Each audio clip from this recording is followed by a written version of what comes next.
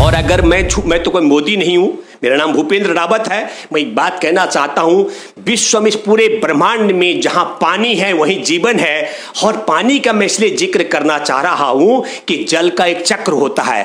पानी या तो समुद्र में होता है, या बादलों में होता है, या बरसता है, और फिर बर्फ के रूप में हिमालय में होता है, या नदी में भूजल में होता है, और ये जल चक्र है। और इस जल चक्र में मैं बताना चाहता हूं, आप 144 करोड़ की एलईडी पर झूठे भाषण परोस रहे थे। और कब हमारे देश में कोरोना से 14 करोड़ की नौकरी चली गई, 14 करोड़ मजदूर जो सड़कों पर चले। और मैं अगर गलत नहीं हूं तो देश के प्रधानमंत्री की कुर्सी पर बैठा शख्स शौचालय में जाके सोचता है सुबह और शाम को उसे इंप्लीमेंट कर देता है, ताली बजाता है और नोट बंद कर देता है। तो आप समझ लो कि जो देश को पहले कोरोना के चपेट में धकेले, फिर कोरोना की जांच के नाम पर खराब टेस्ट किटों की खेप मंगाए, और फिर 245 की किट को 600 में बिकवाए, वो ईमानदार है कि बेईमान है? आपको सोचना चाहिए। तो जो बेईमान है, प्रधानमंत्री राहत कोष सूचना के अधिकार के दायरे में आता है। प्रधानमंत्री राहत कोष न केवल सूचना के अधिकार के हमारे देश में कैग के दायरे में आता है, और उसकी बजाय पीएम केयर का पैसा इकट्ठा हो रहा है।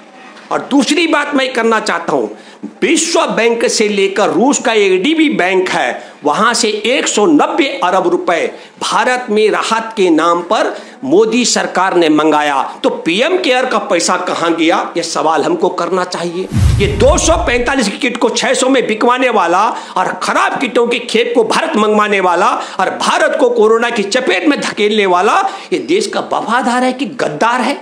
जिस तरीके से खराब किटों की खेप भारत मंगवाकर भारत के आंकड़ों के साथ हेराफेरी की है, और जिस तरीके से मध्य प्रदेश में कांग्रेस की सरकार को गिराने के लिए भारत को कोरोना के चपेट में धकेला है, तो आपको समझना चाहिए कि जब मध्य प्रदेश की सरकार में गिराई तो 500 मामले थे, ताला लगा दिया। बिहार में चुनाव लड़ने के लिए ताला हटा दिया। तो अब आपको तय करना है, इस शख्स ने वैज्ञानिकों की राय नहीं ली, ना तो देश को लॉकडाउन करने के दौरान जब भारत में एक मामला उजागर हो गया था तब भी, और जब भारत में ताला बंद किया 500 मामलों में तब भी, और जब 2 लाख मामले हो गए, हर रोज 10,000 मामले आ रहे हैं, तब भी इस शख्स ने देश के वैज्ञानिकों की राय नहीं ली। तो मैं आपको दावे के साथ में कह सकता हूं, क्या हमारे देश के वैज्ञानिक इतने मूर्ख हैं जो इस सरकार को, मोदी सरकार को ऐसी राय देते कि दुनिया महामारी की चपेट में जा रहा है, पर आने दो, भारत में कोरोना फैलने दो? मैं किसी भी कीमत में यह मानने के लिए तैयार नहीं हूं। क्या हमारे देश के वैज्ञानिकों ने इतनी मूर्खता की होगी कि एक झटके में मोदी तुम रेल और बस सेवा बंद कर दो और रोजी रोटी के साधन छीन लो मजदूरों के, करोड़ों लोगों के, उन्हें भुखमरी की कगार पर धकेल दो? और 500 मामले थे। मैं ये मानने के लिए तैयार नहीं हूं। और क्या हमारे देश के वैज्ञानिक इतने मूर्ख हैं कि उन्होंने राय दी होगी कि अब देश में रोजाना 10,000 मामले उजागर होने लग गए, तो मोदी तुम लॉकडाउन हटा दो? मैं ये बात इसलिए कहना चाह रहा हूं कि देश के प्रथम प्रधानमंत्री ने देश के विद्वानों को, देश के वैज्ञानिकों को, देश के शिक्षित व्यक्तियों की राय खुद शिक्षित होते हुए लेने के लिए योजना आयोग बनाया, और इस नालायक सरकार ने उस योजना आयोग का तहस नहस कर डाला। और मैं अगर गलत नहीं हूं तो देश के प्रधानमंत्री की कुर्सी पर बैठा शख्स शौचालय में जाके सोचता है सुबह और शाम को उसे इंप्लीमेंट कर देता है, ताली बजाता है और नोट बंद कर देता है, और गाल बजाता है, देश के टैक्स पद्धति बदल देता है, और गाल बजाता है, हमारे देश के रेल और बस सेवा बंद करता है। क्या रेल और बस मोदी के बाप की थी क्या? क्यों बंद की? और 500 मामले थे। तो मैं आपको बताना चाहता हूं कि रेल और बस सेवा बंद करके 742 जो हमारे मजदूर, जिनके पैर जान चली गई भूख से, गाड़ियों के रौंदने से, गाड़ियों के पलटने से, रेल से कटने से, क्या हमारे वैज्ञानिक ऐसी घटिया राय दे सकते हैं क्या? क्या हमारे देश की जिन महिलाओं को सड़कों पर खुले आसमान के नीचे बच्चे जन्ने के लिए विवश होना पड़ा, क्या हमारे देश के वैज्ञानिक इतनी घटिया राय दे सकते हैं क्या? मैं आप सब लोगों से एक आग्रह करना चाहता हूं, ये सब भाषणवीर हैं, हमारे देश में कोरोना की चपेट में इन्होंने धकेल दिया। शुरुआती दौर में देश की सड़कों पर करोड़ों मजदूर चल रहे थे, उनके पैरों से खाल निकल रही थी और खाल से खून टपक रहा था, कईयों के पस पड़ गया था। तब देश की पुलिस जगह जगह हमारे मजदूरों के शरीर पर पीट पीट कर उनकी खाल उतार रही थी, और तब हमारा देश का गृह मंत्री एक तरीके से लापता थे।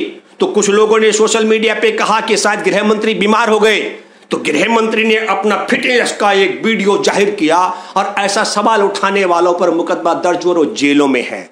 मैं ये बात इसलिए कहना चाह रहा हूं, जब देश में देश के गृह मंत्री की जरूरत थी, गृह मंत्री को बोलना था कि पुलिस इस तरीके से मजदूरों को पीटना बंद करे, न मारे, तब गृह मंत्री लापता थे।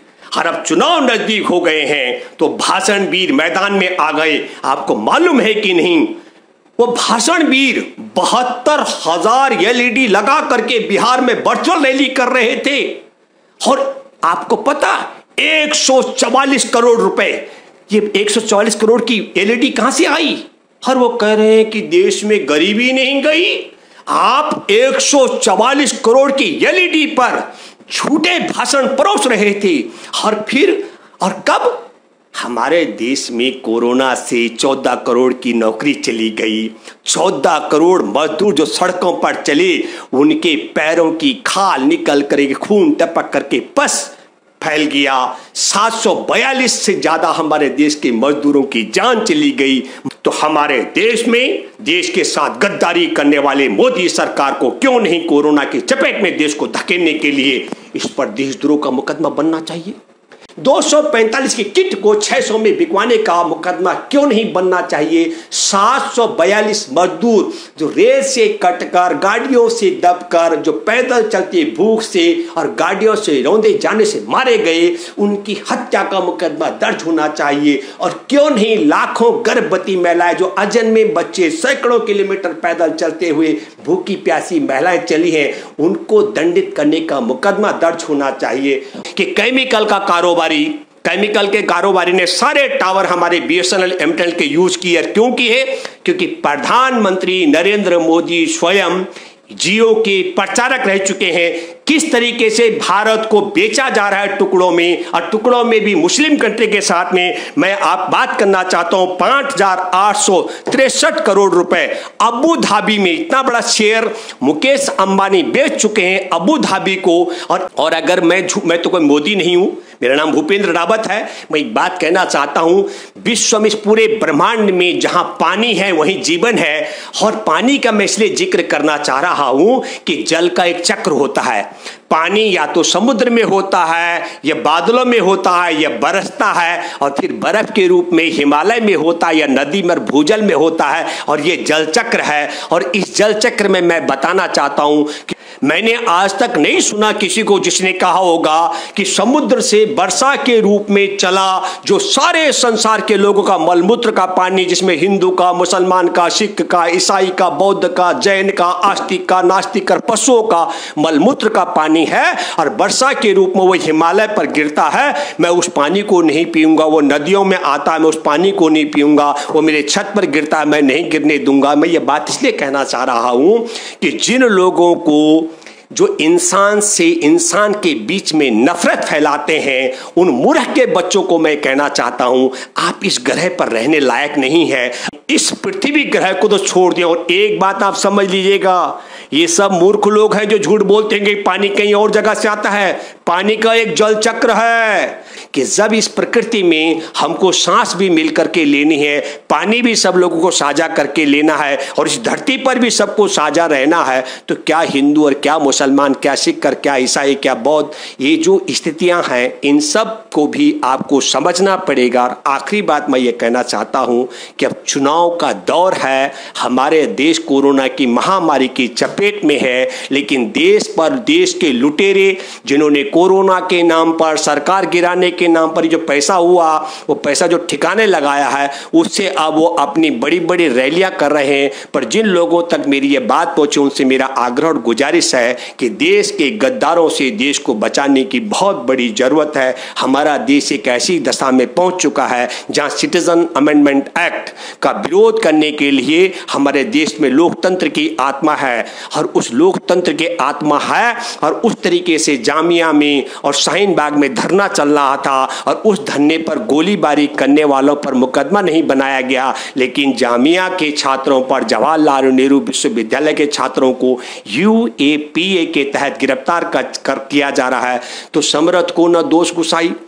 23 फरवरी को कपिल मिश्रा इनका धमकी देता है और पुलिस के अधिकारी के सामने कहता है कि यदि तुमने नहीं हटाया तो ट्रंप के जाने के बाद हम हटा देंगे, और उसके बाद दंगा शुरू होता नहीं है। ये बात भी आपको सोचनी पड़ेगी। और मैं उम्मीद करता हूं कि हम सब लोग यदि मुकदमा दर्ज नहीं करा सकते, जो मैंने गणनाएं की हैं देश को बर्बाद करने वालों पर, तो कम से कम आगामी चुनाव पर इस व्यवस्था को तो खत्म कर सकते हैं जिन्होंने हमारे देश की न केवल मजदूरों की दशा खत्म कर दी, किसानों को बर्बाद कर दिया। और मैं आपके साथ एक और आग्रह करता हूं कि हमारे देश के उद्योग और व्यापार को भी इन्होंने चौपट कर दिया है। तो हमारे देश के उद्योगों को, व्यापारों को चौपट करने वाले किसान और मजदूरों को पूरा एकदम मरवा देने वालों को आपको सत्ता से हटाना पड़ेगा और सत्ता से विमुख करना पड़ेगा। धन्यवाद। जय हिंद, जय भारत।